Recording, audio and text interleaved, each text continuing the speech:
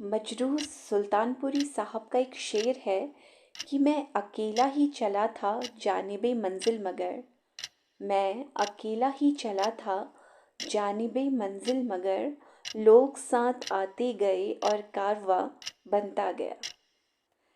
यूं ही कुछ 15-20 दिन पहले हमने अपने इस यूट्यूब चैनल की शुरुआत की थी और आज हम लोग देख रहे हैं कि हमारे इस वसुंधरा परिवार में बहुत से लोग शामिल हो गए हैं। तो आशा है कि आप लोग हमारे साथ यूं ही जुड़े रहेंगे और हमारे परिवार में नए सदस्यों का आगमन भी होगा। तो इसी आशा के साथ मैं भाग्यश्री जोशी आज फिर से लेकर आ गई हूँ आप सभी के लिए रेणुका जी की एक और कहानी को। परसों मैंने आपको शांभवी से जोड़ने का प्रयास किया था और आपसे कहा था इंतज़ार करने का कि शांभवी की कहानी मैं आपको जल्द ही सुनाऊंगी। तो आपका इंतज़ार यहीं पर ख़त्म होता है और मैं लेकर आ गई हूँ आपके लिए शांभवी की वही कहानी, यानी कि रेणुका जी की एक और कहानी को लेकर मैं प्रस्तुत हूँ आप सभी लोगों के सामने। तो आइए साथ मिलकर लुत्फ़ उठाते हैं रेणुका जी की कहानी का। शांभवी को आज ऑफिस से लौटने में देर हो गई थी। रात के लगभग 10 बज चुके थे। सुनसान रास्ते पर अचानक से शांभवी की स्कूटी पंक्चर हो गई। कॉकरोच और छिपकली तक से डर जाने वाली शांभवी को एक अनजाने से भय ने अंदर तक दहला दिया था। सहसा उसकी आंखों के सामने अखबारों की हेडलाइंस घूमने लगी। बलात्कार का लड़की को जिंदा जलाया, लड़की के टुकड़े टुकड़े किए, युवती का अपहरण, न जाने कितनी ही खबरों में अचानक वह खुद को देख बैठी।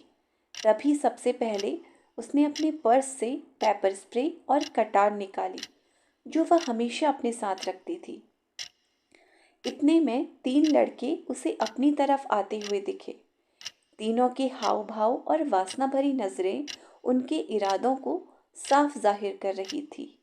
उनको देखते ही शांभवी के प्राण सूख गए, किंतु वह जानती थी कि यह समय डिफेंसिव मोड में रहने का नहीं है। पहला वार उसे ही करना होगा, तभी उसकी जीत की संभावना बनेगी। उनमें से एक लड़का नाबालिग लग रहा था। शांभवी जानती थी सबसे घातक यही है और अगर आज वह हार गई तो यह सज़ा से ज़रूर बच जाएगा। इसलिए सबसे पहला प्रहार उसने उसी पर किया। अपना जूडो कराटे का कौशल दिखाते हुए सबसे पहले उसने उस लड़के की छाती पर जमकर लात मारी, जिससे वह नीचे गिर गया और तभी उसके साथ वाले लड़के पर पेपर स्प्रे छिड़क दिया। वे दोनों संभल पाते उससे पहले उसने चीते सी फुर्ती दिखाते हुए तीसरे लड़के के चेहरे पर कटार से प्रहार कर दिया, जो पहले ही शांभवी का शौर्य देखकर कुछ असमंजस की स्थिति में आ चुका था। लड़का दर्द से करहा उठा। अचानक हुए इस असंभावित प्रहार से तीनों सदमे में थे। वे संभल ही पाते उससे पहले शांभवी पूरी फुर्ती से वहां से भाग गई और चहल पहल वाली जगह पर पहुंचकर अपने भाई के मित्र को फोन किया जो उस जगह के पास रहता था। उसके बाद शांभवी ने अपने भाई को फोन कर सारी स्थिति बताई। कुछ ही मिनटों में भाई का मित्र शांभवी के पास पहुंच गया और उसे घर ले गया। आज तक जहां शांभवी का सौम्य स्वभाव उसके स्त्रीत्व को निखार रहा था, आज उसके रौद्र रूप ने उसी स्त्रीत्व की रक्षा की थी।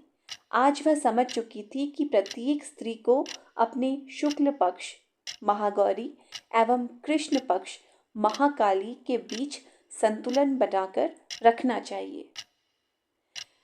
तो आपने देखा कि ये कितनी प्रेरणादायक कहानी है कि किस तरीके से एक लड़की को अपनी रक्षा स्वयं करनी पड़ती है और किस तरीके से वो अपनी रक्षा कर सकती है। तो अगर आपसे जुड़ा हुआ कोई ऐसा किस्सा हो तो आप हमारे साथ ज़रूर साझा कीजिए और सुनते रहिए रेणुका जी की कहानियों को हमारे साथ। जल्द ही मिलते हैं किसी एक नई कहानी के साथ। तब तक के लिए नमस्कार।